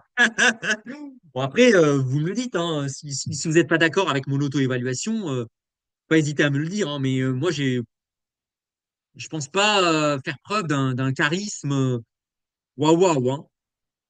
Voilà. Alors ensuite, il faut un sens de l'organisation. Il faut un grand sens de l'organisation pour réussir en tant qu'entrepreneur. Hein, je vous l'ai dit, hein, il faut jongler entre la fiscalité, l'administratif, le commercial, le technique. Donc là, il faut quand même, alors là, il faut un bon 18 sur 20 pour réussir en tant qu'entrepreneur. En tant que salarié, il faut quand même faire preuve d'organisation, hein. Maintenant, les salariés, on leur demande quand même de faire beaucoup de choses. On ne leur demande pas d'être monotâche. Donc, il faut quand même avoir une note de 8 sur 20 pour réussir dans le salariat, dans l'organisation. Moi, là encore, bon, je suis un peu moyen. Voilà, bah, c'est un petit peu le. En fait, moi, c'est un petit peu l'espèce de figure que j'ai coloriée en rose. C'est ce qui me définit. Moi, voilà, bon, je suis à la moyenne, je suis à 50%. Mais je suis loin, je pense que je suis loin d'avoir un niveau d'organisation pour gérer la vie de famille, la vie personnelle, la vie professionnelle. Bah, il faut être un tueur dans l'entrepreneuriat pour ne pas abandonner à cause d'un manque d'organisation. Et enfin, le dernier, le dernier score, c'est la chance. Tous les entrepreneurs qui ont réussi, absolument tous, à un moment ou à un autre dans leur vie, ils ont eu un coup de bol. Hein. Faut arrêter de croire que le mec, il a cartonné en entrepreneuriat en ayant la poisse, en ayant des problèmes de santé, des problèmes familiaux, euh, en ayant la poisse de tomber tout le temps sur les mauvaises personnes. C'est pas possible. Ça, c'est une chimère. Hein. Les gens, les youtubeurs, vous voyez, ils étalent leur réussite. À un moment ou à un autre, ils ont eu un coup de bol. Ils ont su en profiter. Ils ont travaillé énormément pour prendre la chance au bon, mais ils ont eu un coup de bol. Alors évidemment, dans le salariat, bon, vous pouvez avoir 2 sur 20. Vous n'avez pas besoin de chance pour réussir dans le salariat. Alors, peut-être pour gratter certains échelons, mais pour pouvoir vivre du salariat, vous n'avez pas forcément besoin d'avoir beaucoup de chance. Alors, sauf peut-être dans certains métiers un peu pénibles, un peu, voilà, il faut un peu de chance, mais sinon, vous n'avez pas forcément besoin. Et évidemment, moi, là, alors là, mon auto-évaluation, les gens qui me connaissent savent que sur la partie chance, je suis pas connu pour être un mec qui a beaucoup de chance. Hein. Voilà, les gens qui me connaissent savent, hein, même quand j'étais étudiant, on m'appelait Poisseman. Donc c'est voilà, ça ne date pas d'hier. Le facteur chance, on va dire chez moi, c'est pas nécessairement ma première qualité. Et donc effectivement, quand je vois donc là la figure en vert, c'est la figure pour moi sont les notes minimales qu'il faut pour réussir dans l'entrepreneuriat. La figure en bleu, ce sont les notes minimales pour réussir dans le salariat. Donc, on voit que, par exemple, sur le plan politique, il faut une bonne note pour réussir dans le salariat. Il faut, sur le plan politique, il faut 70%. Pour s'intégrer dans une entreprise, il faut avoir un sens politique. Si vous êtes un peu le franc-tireur, le mec ou la nana qui balance des trucs, qui en a rien à foutre de la politique d'entreprise dans laquelle elle évolue, c'est l'échec assuré. Dans l'entrepreneuriat, c'est peut-être le seul domaine où vous pouvez vous permettre d'avoir une mauvaise note. Donc ça, c'est en vert. Ça, c'est il faut remplir, c'est la figure qu'il faut remplir, qu'il faut colorier pour réussir dans l'entrepreneuriat. La figure bleue, c'est la figure qu'il faut remplir pour réussir dans le salariat. Et ça, c'est la figure orange coloriée en rose. Ça, c'est mon évaluation que j'ai fait de manière la plus honnête possible. C'est important d'être honnête vis-à-vis de toi, mais ça sert à rien de tricher. Ça sert à rien de tricher avec soi-même. De toute façon, tôt ou tard, la vérité, elle finit par éclater. Donc là, évidemment, bah, sans surprise, je vois que finalement, ma figure, la figure épouse quasiment la figure demandée pour être un bon salarié. Compte, évidemment, vous voyez que ma figure, elle n'épouse pas celle qu'il faut pour être un bon entrepreneur. Et là, évidemment, quelles conséquences sur mon choix? Évidemment, sans surprise. Donc, pourquoi je renonce à l'entrepreneuriat? Bah, pour plusieurs raisons. Un, primo, j'ai pas envie de bosser comme un malade, comme ces mecs là qui bossent le 26, le 25 décembre, le 1er janvier. Voilà, moi j'ai envie de partir en vacances en août. J'ai envie de partir en vacances à Pâques avec ma famille. Voilà, j'ai envie de passer mes week-ends en famille. J'ai pas envie de passer mes week-ends à, euh, à devoir courir après les clients, à courir après les gens. Moi, le week-end, voilà, j'ai envie de profiter de ma famille, d'aider mes enfants à faire leurs devoirs. J'ai autre chose à foutre qu'à devoir sans arrêt suivre le business. Voilà. Donc, un souhait de me consacrer davantage à ma vie de famille, hein. Euh, alors, c'est vrai que ça se voit peut-être pas sur la vidéo, mais j'ai quelques cheveux blancs et j'ai pas loin de 50 ans quand même, mine de rien. Voilà. Donc moi, j'ai autre chose à faire clairement que de passer des week-ends à bosser comme un petit jeune qui veut monter sa structure. Deuxième raison qui souhaite, qui me pousse à renoncer à l'entrepreneuriat, je ne veux plus m'exposer au facteur chance. Très clairement, le facteur chance, moi, un ras la casquette, hein, facteur chance, j'en ai marre. Les, euh, les trucs qui ont une chance sur 100 de se produire et qui me tombent dans la gueule et qui me foutent, qui peuvent vous foutre un business à terre, ça, j'ai pas du tout envie à 49 ans, 50 ans de devoir prêter le flanc au facteur chance. Donc ça, euh, c'est pas pour moi. Le coût d'entrée prohibitif pour m'améliorer sur l'axe commercial, moi, je suis pas un commercial. Moi, je vous le dis franchement, le côté commercial, le côté où sans arrêt, il faut essayer de convaincre le client, essayer de... Moi, j'en connais des commerciaux. Sans arrêt, lui expliquer, essayer de persuader, le côté persuasif, essayer de lui persuader qu'il fait le meilleur choix. Moi, voilà, ça me saoule. Ça me saoule et j'ai pas envie, j'ai plus envie de m'investir pour développer cet axe-là. Franchement, j'ai plus envie. Moi, voilà. Il y a un temps pour tout dans la vie. Euh, voilà, vous savez que par exemple, moi, la conduite, c'est pas mon truc. J'ai raté le permis 5 fois, permis de conduire, mais je l'ai quand même eu, j'avais 27 ans. À 27 ans, j'avais l'envie, j'avais la niaque, j'avais les crocs de me dire, putain, je veux avoir mon permis de conduire. C'est pas ma tasse de thé, mais je veux avoir ce putain de permis. Euh, Pareil, j'ai fait une école d'ingénieur. Pour rentrer en école d'ingénieur, pour celles et ceux qui sont ingénieurs, eh ben, il faut être bon en anglais, il faut être bon en français. Enfin, faut pas être bon que en mathématiques. Il faut aussi être bon en anglais, en français, en histoire-géographie. Enfin, il faut être bon dans pas mal de matières. Bah, moi, bah, à 22 ans, 21 ans, quand j'ai passé les concours, bah, je me suis sorti les doigts du cul hein, pour être bon en anglais, pour avoir un minimum, en tout cas en anglais, en français, en histoire géo, etc., pour être pris en école d'ingénieur. Malheureusement, bon, ça n'a pas été suffisant pour avoir Polytechnique, hein, ça c'était mon grand échec, on va dire, mais j'ai fait ce qu'il fallait, j'ai sacrifié ma jeunesse, hein, puisque j'ai redoublé la classe de maths sup, j'ai redoublé la classe de maths spé pour intégrer une école du concours central Supélec. Mais j'avais encore la niaque à cet âge-là de faire ces sacrifices-là. Pareil, quand j'ai été bossé en Suisse, bah, il fallait, en Suisse allemande, il fallait connaître un petit peu l'allemand. Il fallait faire des efforts pour comprendre l'allemand. Ben, j'ai fait cet effort pour apprendre un petit peu l'allemand. Mais là encore, j'avais à peu près 30 ans. Là, aujourd'hui, j'ai plus l'effort de faire le commercial et d'apprendre toutes les bases commerciales et de repartir à zéro là-dessus. Et enfin, dernier point qui me pousse à renoncer à l'entrepreneuriat. Et là, je rejoins ce que dit Charles Sana, ce que dit François Xavier de Drôme Économie, c'est que j'ai une vision assez pessimiste sur l'évolution de l'économie européenne. Moi, je pense que on est beaucoup plus proche d'une grosse crise que ce qu'on a connu, la crise du Covid, la crise ukrainienne, c'est du pipi de chat, qu'on va connaître une vraie crise. Une vraie crise. Pas la crise du Covid, qui est une crise finalement artificielle. On s'est créé une crise qu'on a résolue de manière artificielle avec la planche à billets. On va connaître, moi je pense qu'on va connaître une vraie crise. Une crise d'anthologie. Regardez un peu les vidéos sur, quand je parle de l'économie européenne, de la France, je pense qu'on va connaître une vraie crise.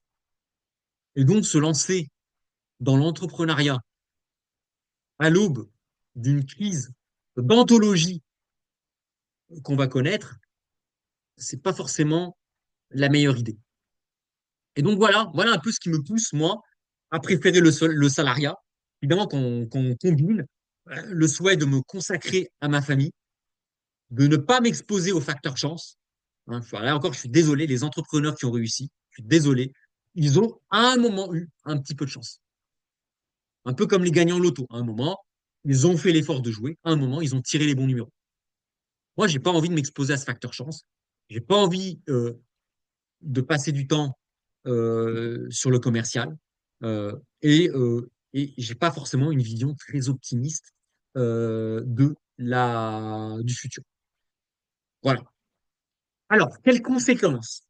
Quelles conséquences?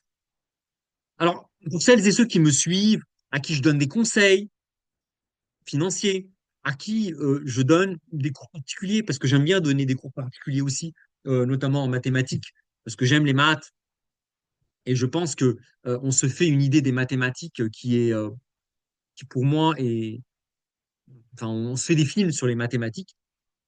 En fait, si ça peut vous rassurer, il n'y aura aucune conséquence pour vous sur mon choix de renoncer à vivre de l'entrepreneuriat.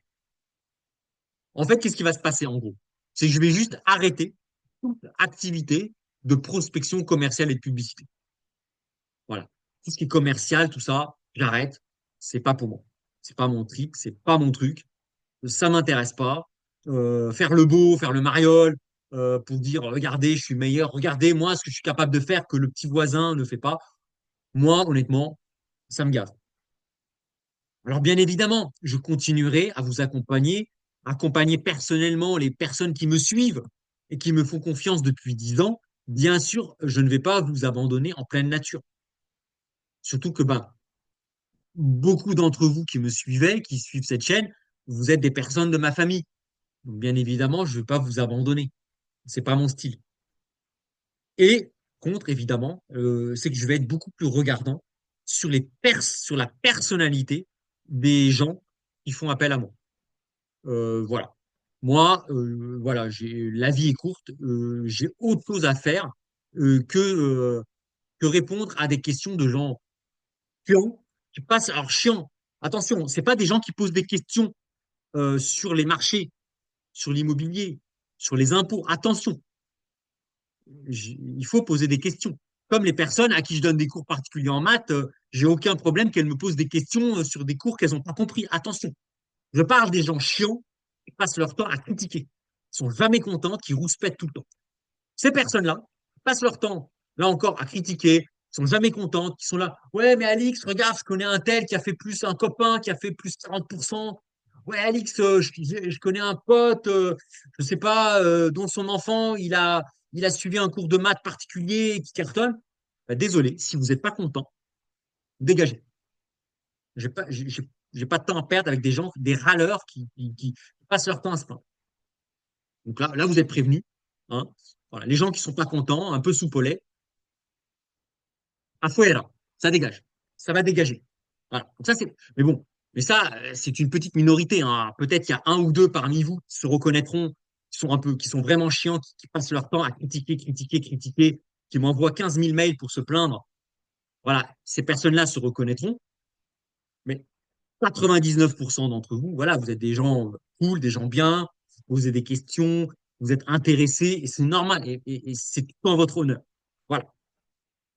Alors, le côté positif, c'est que si je suis amené à vous donner un conseil, et c'est ça le côté positif, eh ben, ça sera un conseil sincère, dénué de toute arrière-pensée à faire du profit sur votre dos. Ben oui, parce que moi, mon activité qui me fait vivre, c'est le salariat, c'est pas l'entrepreneuriat. Le gros de mes revenus, c'est mon salaire.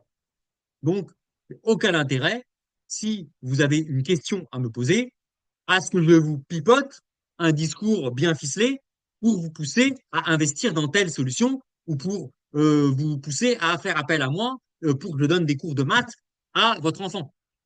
Parce que si derrière, je fais de la publicité mensongère ou si je survends mes capacités, derrière, bah, je vais devoir me coltiner des critiques, des remarques, alors que compte absolument pas sur tout ça pour en vivre. Donc, le gros avantage pour vous, donc, bah, c'est plutôt une bonne nouvelle pour vous, du fait que je renonce à être entrepreneur, à vouloir vivre de l'entrepreneuriat, c'est que vous savez que si je vous donne un conseil pour faire quelque chose, c'est que c'est vraiment un conseil auquel j'y crois. Si je vous donne un conseil, c'est un conseil que je donnerai à mes enfants, que je donnerai à mon épouse. Vous voyez? C'est pas, tiens, je vous donne un conseil, et puis derrière, c'est le truc où je dirais à mes enfants, oula, surtout, il faut pas investir là-dedans. Je conseille mes clients là-dessus parce que bon, faut bien que je fasse rentrer du chiffre parce que bon, je crois pas trop à ce que je vends, mais il faut bien que je vive. Non, quand je vous donne un conseil, c'est des trucs auxquels moi j'investis mon propre argent. Je fais investir mes enfants, ma famille. Alors bien sûr, je peux me tromper. Bien sûr, je peux me tromper. Je peux investir, vous faire investir, et pas de peau, ça n'a pas marché. Je suis pas devant. Mais vous savez que je serai toujours sincère et honnête vis-à-vis de vous. Parce que j'ai aucun intérêt à me prendre des problèmes, à avoir des gens qui passent leur temps à se plaindre sur mon travail, alors que j'ai même pas, enfin, alors que je ne veux pas vivre de l'activité. Voilà. Alors, dernière partie de cette vidéo, est-ce que ça veut dire que la liberté financière, c'est du flan? Parce que vous allez me dire, mais attends, Alix, ça fait 3 ans que tu fais des vidéos YouTube euh, qui s'appelle Conquérir votre liberté financière, c'est le nom de ma chaîne. Est-ce que ça veut dire que tout ça, c'est du flan? Je suis dans le salariat, je reviens ou je reste dans le salariat. Est-ce que ça veut dire que c'est du flan? Alors, en fait, la réponse est non. Pourquoi? Parce que la grande erreur, alors, en fait, la liberté financière, c'est quoi? La liberté financière, elle a été théorisée, elle a été euh, documentée dans d'un livre, de 2 livres même, par Robert Kiyosaki, qui a écrit 2 livres, Père riche, Père pauvre, et Le cadran du cash flow. Et dans le livre de Robert Kiyosaki, il explique en fait que, en gros, il y a des esclaves, ce sont les salariés. Les salariés, ce sont des esclaves, etc., etc. Ensuite, pour sortir de l'esclavage du salariat, il faut passer, il faut devenir travailleur autonome. Il faut, il faut se débarrasser, entre guillemets, de son chef et devenir travailleur indépendant. Ensuite, on crée sa société, cadran numéro 3. On recrute des gens, on devient soi-même un patron. Et enfin, on devient un investisseur. Et là, on est libre financièrement. Et en fait, ça, ça c'est la grosse erreur. Ça, c'est un peu la grosse limite du livre de Robert Kiyosaki, que j'ai lu, que j'ai relu. On me l'a offert en cadeau.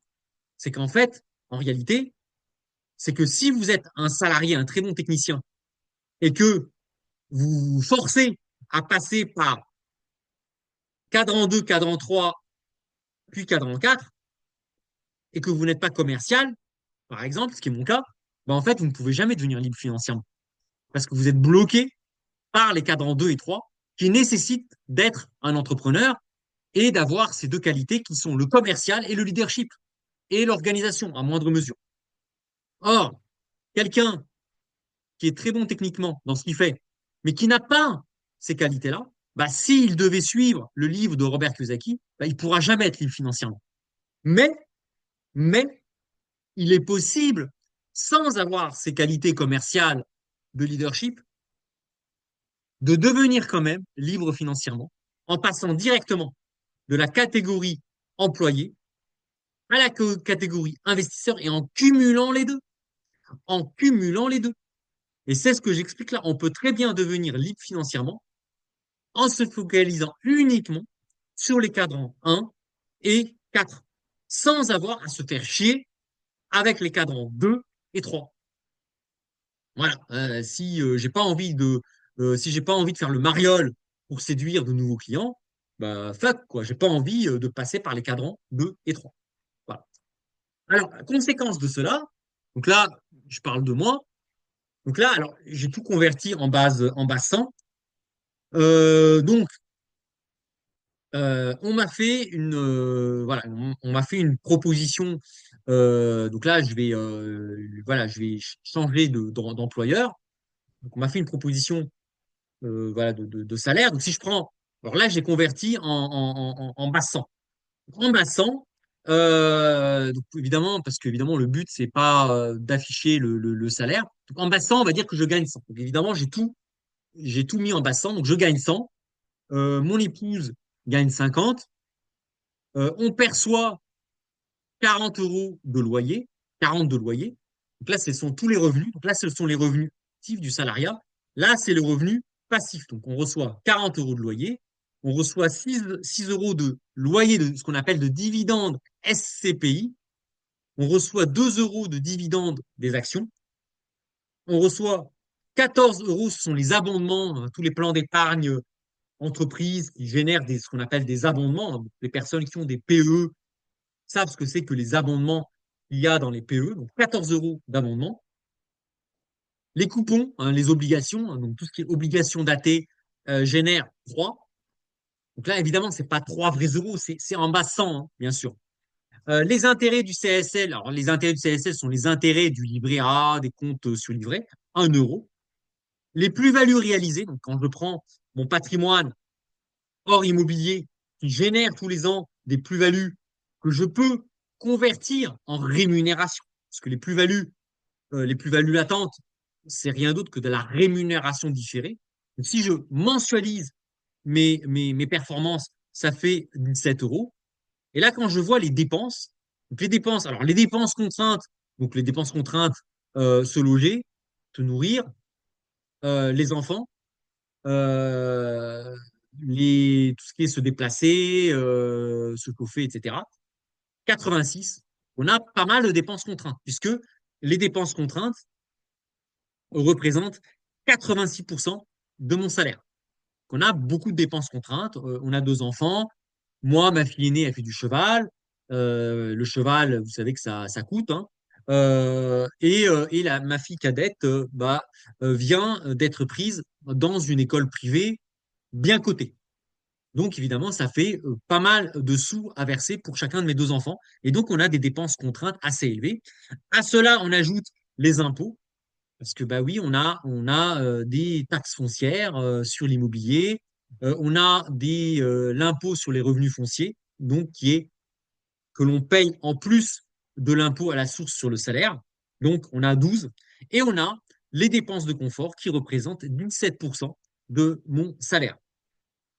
Donc, quand je calcule ce que j'appelle le coefficient d'autonomie financière, donc ça, je l'explique dans mon livre, le coefficient d'autonomie financière, en fait, qui intègre que les dépenses contraintes et que l'on rapporte à mon unique salaire. Donc, je prends l'ensemble des dépenses contraintes et je le divise uniquement par mon seul salaire et je ne prends pas en compte les dépenses de confort, bien sûr, eh ben, j'ai un coefficient d'autonomie financière de 134%. C'est-à-dire qu'au moment où je vous parle, en réalité, je suis autonome financièrement. C'est-à-dire qu'en réalité, demain, du bois, je perds mon boulot, parce que bon, bah voilà, moi, je pense qu'il va y avoir une grosse crise. J'espère me tromper, mais alors là, pour le coup, là, je rejoins ce que dit Olivier Delamarche, Charles Gave, Charles Sana. Regardez la dernière vidéo de Charles Sana, hein, qui parle de l'effondrement de la France. Euh, François-Xavier de la chaîne DME, Richard Détente. Moi, je pense qu'on va vers une très grosse crise en Europe. Et donc, évidemment, le chômage, il va augmenter. Supposons que pas de peau, je fasse partie dans 1 an, 2 ans, 3 ans, j'espère pas, je touche du bois, bah, des malheureux qui perdent leur travail. J'espère pas. Ben, j'ai un coefficient d'autonomie financière, j'ai déjà suffisamment de sources de revenus qui me permettent finalement de ne pas devoir vendre en catastrophe ma maison et à aller vivre dans la rue. C'est-à-dire que j'ai déjà assuré dans la pyramide de Maslow ce qu'on appelle le besoin de sécurité. Je suis assuré au moment où je vous parle, si je perds, si demain, voilà, bah, je suis assuré bah, de ne pas être à la rue grâce à toutes les sources de revenus que j'ai pu me constituer. Vous voyez, les salaires, des loyers, on a des appartements, des dividendes, etc., etc. Il y a juste un truc, effectivement, c'est on a un CLF, un coefficient de liberté financière, donc qui intègre les dépenses de confort de 78%. C'est-à-dire que demain, si jamais, voilà, hein, à Dieu ne plaise, je suis licencié, effectivement, là pour le coup, j'ai pas ce qu'il faut, j'ai pas assez de revenus passifs pour pouvoir garder, entre guillemets, ma femme et moi, garder notre train de vie actuel. Hein. Aujourd'hui, bon, voilà, on part en vacances 3 fois par an. Hein. On part en vacances à la Toussaint, on part en vacances à Pâques et on part en vacances en été. Et on part même une petite semaine, souvent en vacances à Noël, mais c'est chez de la famille, donc c'est pas des vacances source de dépenses. On part quand même 3 fois en vacances dans l'année. Et rien qu'avec ça, bah, si vous voulez être entrepreneur, partir en vacances 3 fois dans l'année, c'est pas possible. Quand vous êtes entrepreneur, voilà, faut pas rêver. Alors que quand vous êtes salarié, bon, partir 3 fois en vacances dans l'année, ça veut dire poser à peu près 5, 6 semaines de vacances dans l'année. Bah, tous les salariés ont 5, 6 semaines de vacances dans l'année. Donc, en tant que salarié, c'est faisable. En tant qu'entrepreneur, très compliqué. Alors, comme pour l'entrepreneuriat, euh, j'ai pas construit toutes ces sources de revenus parce que j'en ai quand même pas mal. Hein. 1, 2, 3, 4, 5, 6. J'ai 7 sources de revenus en plus de mon salaire. Ces sources de revenus, je ne les ai pas constituées par hasard.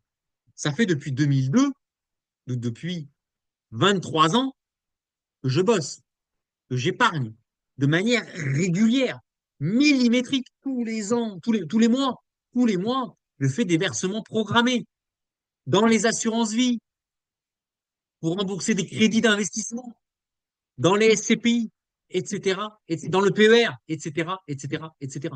Ça fait 23 ans, tous les mois, il ne se passe pas un mois sans que j'investisse. Parfois, c'est pas des grosses sommes, parfois c'est 50 euros. Mais j'ai pris l'habitude de toujours, toujours, toujours avoir un investissement. Et la mécanique des intérêts composés sur 20 ans, eh ben, ça donne un patrimoine d'à peu près supérieur à 1 million d'euros, qui est réparti de manière équilibrée, avec la résidence principale, qui fait partie du patrimoine, une première résidence locative, une deuxième résidence locative, de la SCPI, du private equity, du Girardin, du PER, plan d'épargne retraite, de l'assurance vie et des comptes courants du livret A, c'est de l'épargne de précaution. Et en dessous, vous avez il y a du démembrement, que j'approche les 50 ans et c'est important de commencer à penser à la succession transmission. C'est pas à 80 ans qu'il faut commencer à penser à la succession. C'est à 40 ans, 45 ans. Voilà. Il y a des lois fiscales un peu compliquées que, voilà. Donc, j'ai construit, ça fait 20 ans que je construis ce patrimoine. Alors, il n'y a rien de sexy. Les gens, les sous-polais qui sont là en train de se plaindre, ouais, je connais un pote, il a fait x10 grâce aux crypto, il a fait 40% grâce au Nasdaq. J'ai envie de lui dire, ben oui, Coco, il n'y a rien de spectaculaire. Mon patrimoine, il n'y a rien de spectaculaire. Il n'y a rien de magique. Hein. C'est un peu comme l'équipe italienne qui joue au foot. L'équipe italienne qui joue au foot, c'est chiant à mourir. Regardez les Italiens jouer au foot, c'est emmerdant. Regardez les Allemands jouer au foot, c'est pénible. Pourtant, bah, regardez le nombre de Coupes du Monde gagnées par les Italiens et par les Allemands. Bah, ils sont dans le top 5 du, du nombre de coupes gagnées. Bah, moi, c'est pareil. Ma gestion patrimoniale, personnelle, c'est de la rigueur, c'est de la régularité, c'est de la diversification. Il n'y a rien de magique. J'ai pas investi dans les cryptos en 2009. Désolé. J'ai loupé le coche. Voilà. J'ai pas investi dans Tesla en 2019. J'ai pas investi dans LVMH quand M. Macron a pris le pouvoir et il a aidé M. Arnault à construire son empire, à faire passer l'action de LVMH de 150 euros à 900. Voilà, j'ai raté quasiment tous les grands coups. Par contre, regardez l'évolution de mon patrimoine. Il n'y a pas de paume. Ça avance tranquillement, tous les ans, tous les mois, tous les ans, ça monte tranquillement, tranquillement, tranquillement, tranquillement. Et c'est ce patrimoine qui me permet de générer toutes ces sources de revenus qui, petit à petit, bah, rivalisent avec le salaire. Quand on fait 17, plus 1, plus 3, plus 14, plus 2, plus 6, plus 40, bah, on a 40, 40, 46, 48, 62, 65, 66, 83. Ben, ça fait quand même, sur 100 balles de salaire que je reçois, j'ai aussi 83 euros à côté de mon salaire, 83 euros de revenus tous les mois, sous forme de loyer, de dividendes SCPI, de dividendes actions, de coupons obligataires, d'intérêts du livret A et de plans d'épargne, etc., etc. Et de plus-value réalisée, mensuelle. Il n'y a rien de mystérieux, il n'y a rien de génial, ça ne fait pas rêver. Ça fait pas rêver, effectivement, si vous regardez les vidéos de Yann Darwin, où vous avez des gens qui en 6 mois ont acheté 10 appartements et ils sont en cash flow positif. Tant mieux pour eux. Tant mieux pour eux. Souvent, c'est des gens qui sont très manuels, qui sont très bricoleurs, qui peuvent acheter des épaves, les retaper manuellement parce qu'ils connaissent des ouvriers qui le font. J'ai envie de dire tant mieux pour eux. Bravo, ils ont de la chance, ils ont des dons, ils sont commerciaux, tant mieux, tant mieux, tant mieux, tant mieux. Moi, j'ai rien de tout ça. J'ai rien d'exceptionnel. Mais voilà, voilà mon patrimoine qui me permet, surtout, c'est pas tant le patrimoine qui me permet de générer ces revenus. Et donc, en fait, voilà, si vous avez envie un petit peu de pub, si vous avez envie un petit peu d'expliquer, hein, j'ai écrit un livre qui est publié chez Amazon. Vous avez le lien hein, sur Amazon, hein, vous pouvez cliquer dessus là, sur Amazon. Qui s'appelle Attention, ce livre peut vous rendre riche. Alors, c'était pas à la base le titre que je voulais faire de mon livre, mais c'est mon éditeur qui connaît un petit peu bah, les titres accrocheurs, on va dire. Hein. Euh, et donc, c'est un livre que j'ai écrit qui fait quand même 400 pages, où en fait, je vulgarise l'actuariat, parce que je suis actuaire, je suis ingénieur, l'actuariat et la LN. Je vulgarise toutes ces notions pour permettre à l'investisseur particulier de mettre en place tout un tas de stratégies pour lui permettre de générer des revenus complémentaires. Donc c'est un livre vraiment où je pars d'une personne, un couple, classe moyenne même inférieure, qui bosse, qui prend le métro tous les jours, et en fait, j'explique pas à pas toutes les stratégies, toutes les techniques à mettre en place pour permettre ce couple, au bout de 20, 25 ans, d'atteindre l'autonomie financière. Peut-être pas la liberté financière si on intègre les loisirs, etc. Parce que les loisirs aussi évoluent avec votre rémunération. Quand vous arrivez à avoir des revenus passifs qui représentent euh, 80% de votre salaire, forcément, euh, vos dépenses de loisirs, elles augmentent. Donc, effectivement, le coefficient de liberté financière, lui, il est compliqué. Atteindre 100% de coefficient de liberté financière, c'est très compliqué. Parce que vous avez l'effet cliquet, vous avez l'effet, en fait, votre train de vie augmente aussi, notamment vos dépenses de confort. Mais dans ce livre, justement, que j'ai écrit, j'ai mis 3 ans à l'écrire.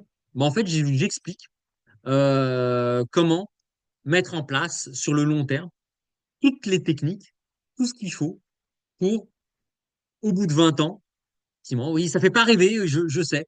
Si vous espérez devenir libre financièrement au bout de 6 mois, enfin, je vais être franc avec vous, vous allez être déçu. Vous allez être déçu. Voilà, ne payez pas 35 balles pour acheter ce bouquin, ça sert à rien. Voilà. C'est pas un livre qui est fait pour les personnes qui espèrent être libres financièrement. Au bout de 6 mois, non. C'est un livre qui va vous donner les bases, la technique, les outils pour construire votre liberté financière à horizon 3 ans, 5 ans, 10 ans, 15 ans, 20 ans. Exactement comme je l'ai fait. Voilà. Bon, alors évidemment, pour les personnes qui me connaissent, qui m'écrivent, qui ont mon adresse mail personnelle, que je suis, etc., effectivement, ce livre, finalement, ne sera qu'une confirmation de toutes les solutions que je peux vous donner, de toutes les idées, de tous les conseils financiers que je peux vous donner en privé. Effectivement, ce livre-là ne fera que confirmer les conseils en privé que je vous donne.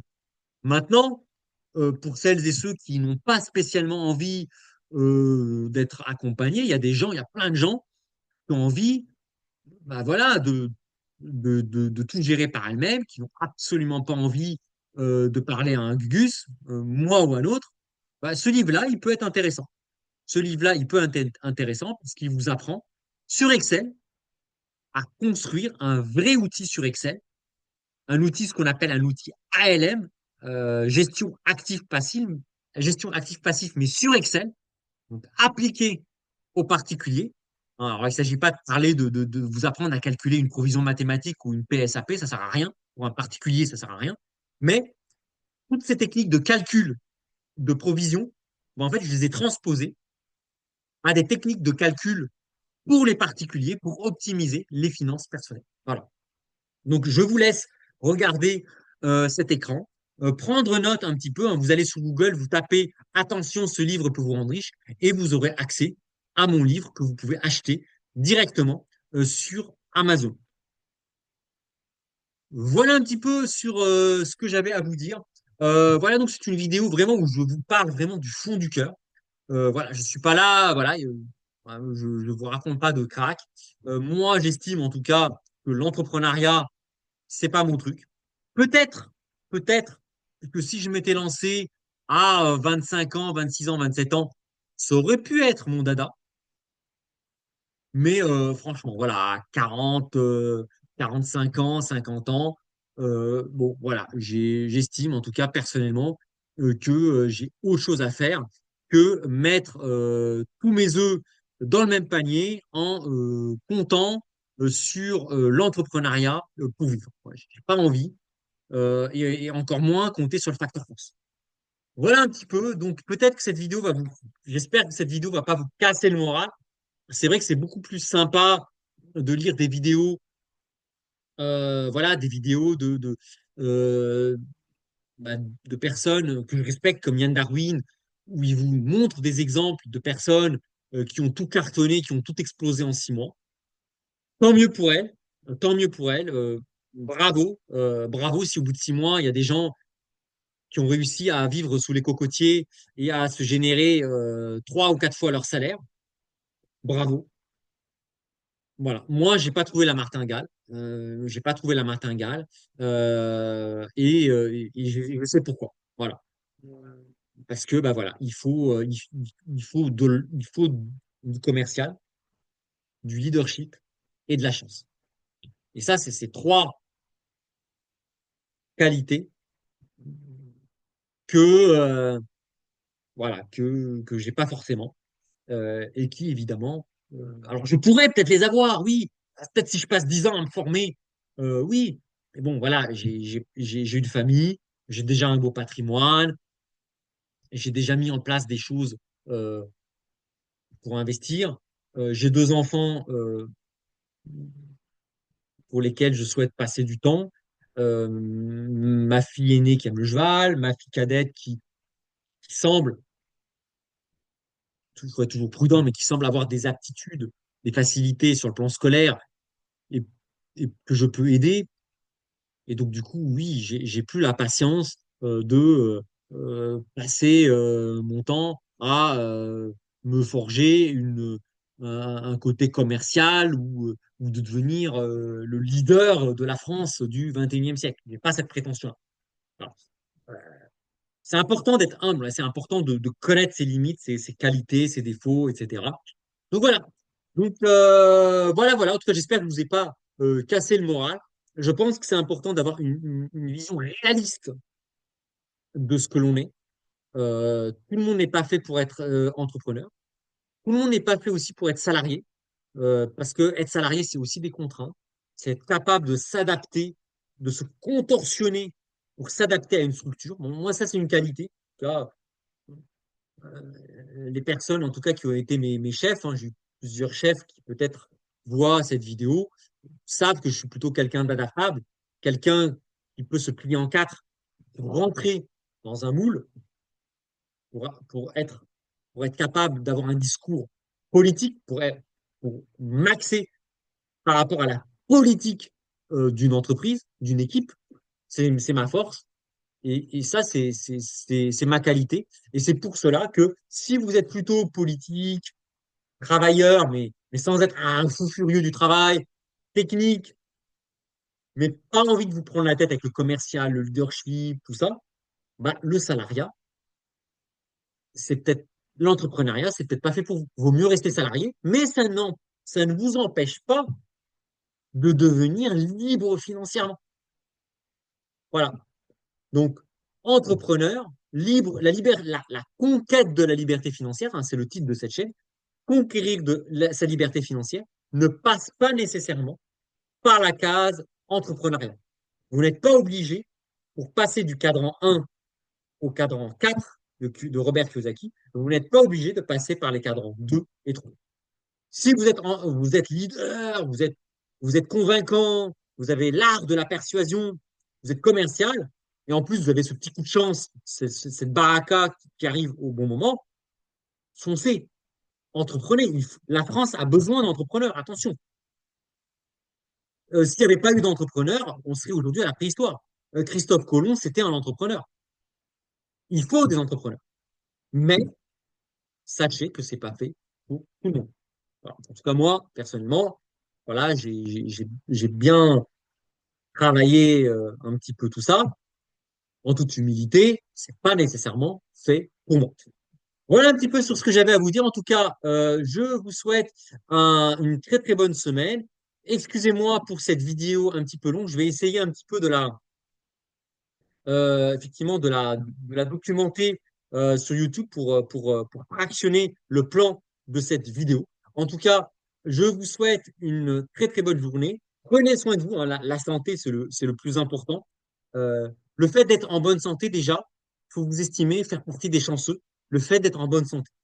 Voilà. Si vous voulez relativiser, si vous voyez ce temps un peu pourri qu'on a en Ile-de-France, déjà, vous êtes en bonne santé, vous faites partie des chanceux. Voilà, en tout cas, bah, je vous souhaite à toutes et à tous une bonne santé, un très bon début d'année 2025 et je vous dis à très bientôt. Au revoir tout le monde.